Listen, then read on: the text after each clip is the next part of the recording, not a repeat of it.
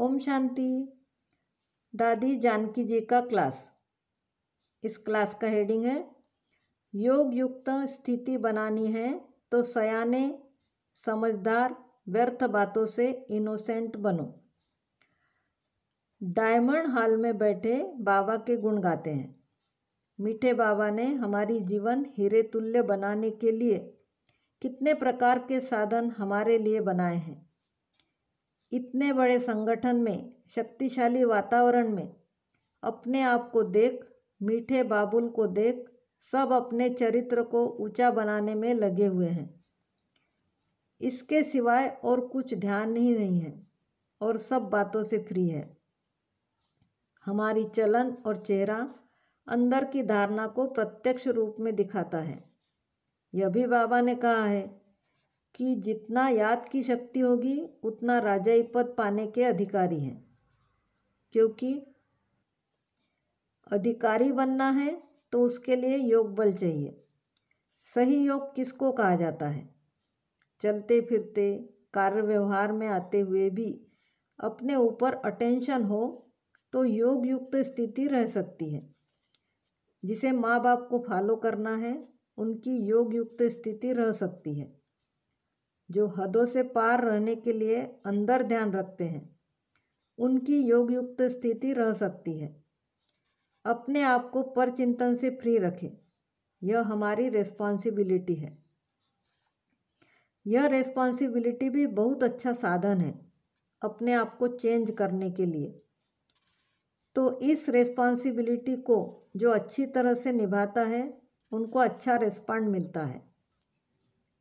समेटने और समाने की शक्ति योग युक्त बनने में बहुत मदद करती है, क्योंकि अंतमते हमारी स्थिति बहुत ऊंची रहे। बाबा ही सामने हो तो बाप समान बनेंगे। बाबा सामने तब आएगा जब पढ़ाई और सच्चे पुरुषार्थ पर, सच्ची दिल से सेवा पर ध्यान दिया होगा। बहुत काल का योग माना बहुत काल से सच्चे बाबा के साथ सच्चा रहा हुआ हो, सच्ची दिल से साहेब को सदा राजी रखा हुआ हो, तो अंत मते बाबा सामने आएगा। बाबा मेरे ऊपर सदा राजी रहे। जैसे बाबा कहते हैं, बच्चे नियत साफ, दिल साफ तो मुराद हासिल। बाबा की मदद के बिगैर तो हम मददगार बन भी नहीं सकते, परंतु हिम्मत हम बच्चों की, मदद बाबा की है। हिम्मते बच्चे मददे बाप, यह भी एक स्टोरी है। सच्ची दिल पर साहेब राजी। बस सच्ची दिल है हमारी तो साहेब राजी है। फिर कोई भी हमारे से नाराज़ नहीं हो सकता। साहेब को राजी रखना हो तो जो भूल एक बार हुई फिर वह दोबारा न हो। हमारी चलन कोई साधारण न हो। अगर बाहर के लोगों जैसी हमारी चलन है तो नाम बाला करने के बजाय उसका प्रभाव लोगों पर क्या पड़ेगा? प्रभाव तो छोड़ो, पर अपना ही मन खाता रहेगा। और तीसरी बात, नियत साफ यानी दिल साफ तो मुराद हासिल। सिर्फ अपने निजी पुरुषार्थ अर्थ या सेवा अर्थ संकल्प है तो भी सफलता नहीं मिलती। भले सेवा की तो अनेकों के सहयोग से सफलता होगी, एक हमारे से नहीं होगी। सेवा अर्थ तो बाबा किसी को भी टच करके करा लेगा, परंतु अपने पुरुषार्थ के लिए संकल्प इतना शुद्ध श्रेष्ठ हो जो हमारा हर संकल्प साकार होता रहे, उसमें कोई विघ्न न आए, निर्विघ्न स्थिति रहे, जो हमारी दिल सदा आराम से रहे। सच्ची दिल से सच्चे बाप को याद करें। दिल में कोई प्रकार के दुख दर्द की फीलिंग न हो। भले देने वाला कोई दे भी, लेकिन अंदर अपने आप को बड़ा शांत और प्रेम वाला ऐसा बनाए जो हमारी दिल में शांति और प्रेम हो। चलो, किसी का संस्कार कुछ है, जानते हैं, कोई बड़ी बात नहीं है।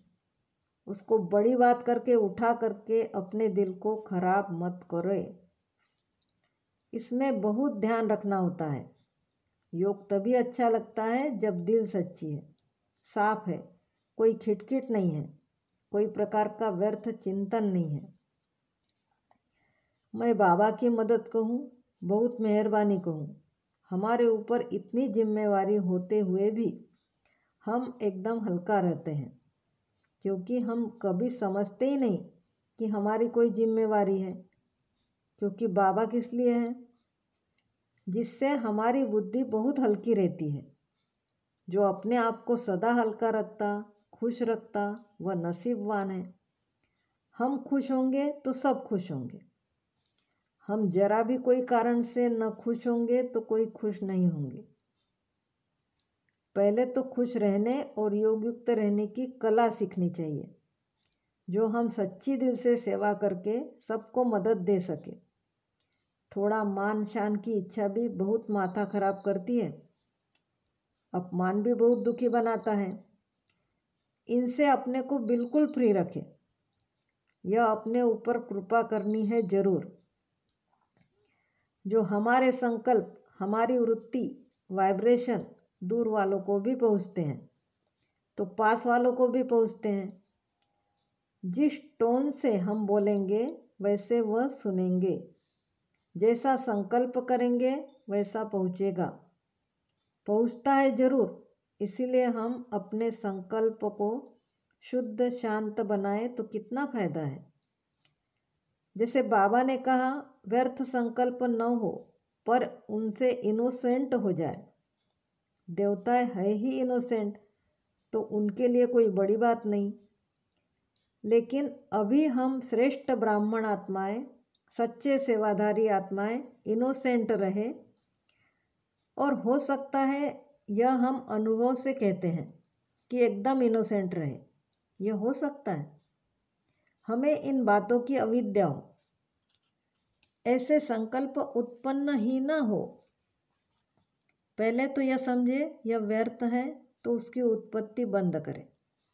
और देखा जाता है व्यर्थ संकल्पों की उत्पत्ति होने का मूल कारण ही है देह अभिमान। जरूरी समझकर संकल्प उठाते हैं, लेकिन जरूरी नहीं है। फिर और जो व्यर्थ सोचने वाले हैं वह भी इसमें शामिल हो जाते हैं। जो नहीं सोचने वाले हैं वह शामिल होंगे ही नहीं। वह कहेंगे मैं क्या जानूँ इस धंधे से, यह खोटा धंधा है, यह धंधा नुकसान वाला है। बाबा हमेशा कहते कि जो अच्छा बिजनेस वाला होगा वह कभी नुकसान वाली बात नहीं करेगा। बिजनेस वाले सिर्फ अपने लिए नहीं कमाते हैं, लेकिन अनेकों का उसमें फ़ायदा होता है, तो अनेकों का भला भी करते हैं। तो सच्चे बिजनेस वाले अनेकों का भला करने के लिए बिजनेस करते हैं, न कि अपनी लग्जरी लाइफ बनाने के लिए कमाते हैं। नहीं, औरों का भला हो इसीलिए कमाते हैं। तो हम भी बाबा के बच्चे कमाई करते हैं, तो उसमें सबका भला समाया हुआ है। कभी गफलत से घाटे में नहीं जाते हैं। इसीलिए बाबा ध्यान खिंचवाते हैं कि पढ़ाई और योग में जरा भी सुस्ती न हो।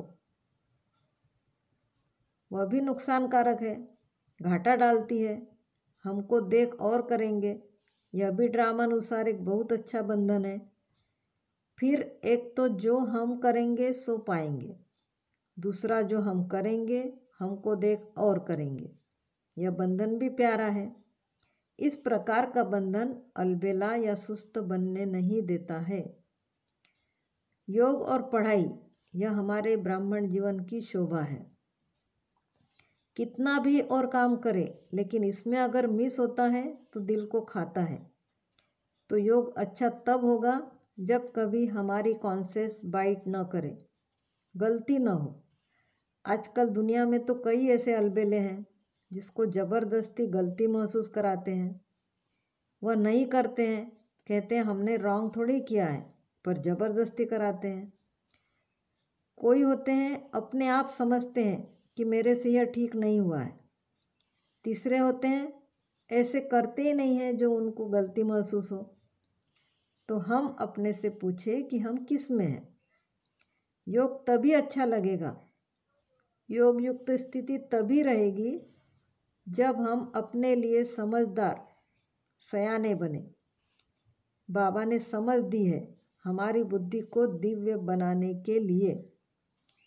मेरी बुद्धि पहले सदा सतोगुणी हो तो बर्तन साफ होने से बाबा जो सुनाता है वह हमारे बुद्धि में अच्छी तरह से बैठता रहेगा और हमारे अंदर दिव्यता आती रहेगी।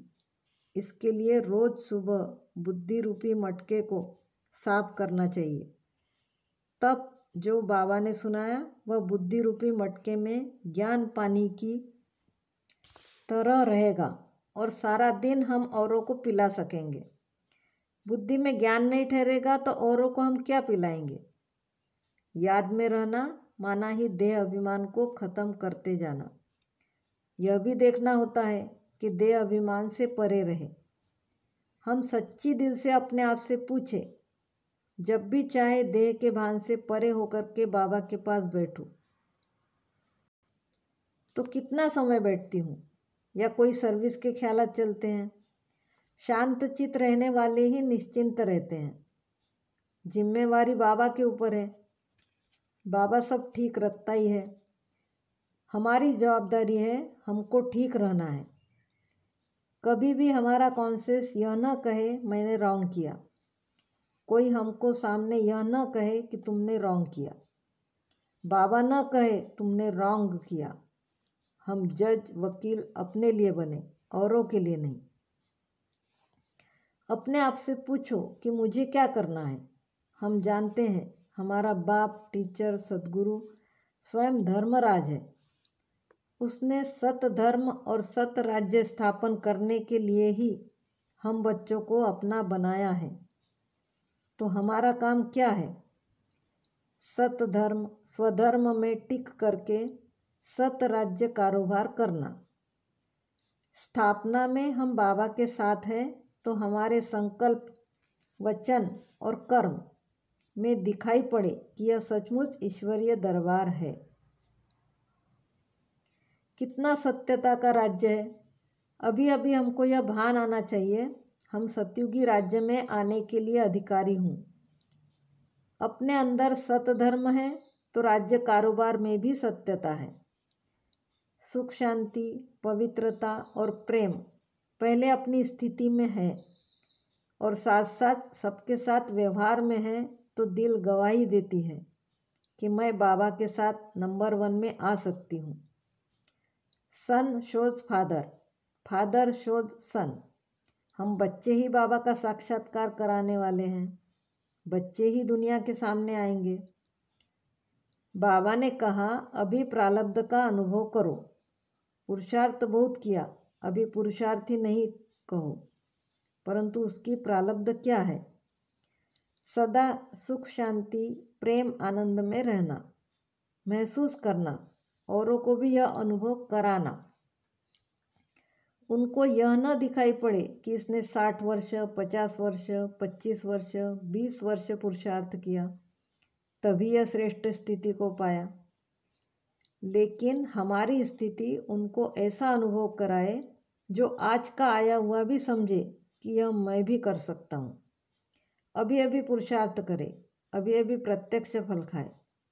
बहुत मेहनत से अपने आप को छुड़ाए, बुद्धि को भटकने से छुड़ाए।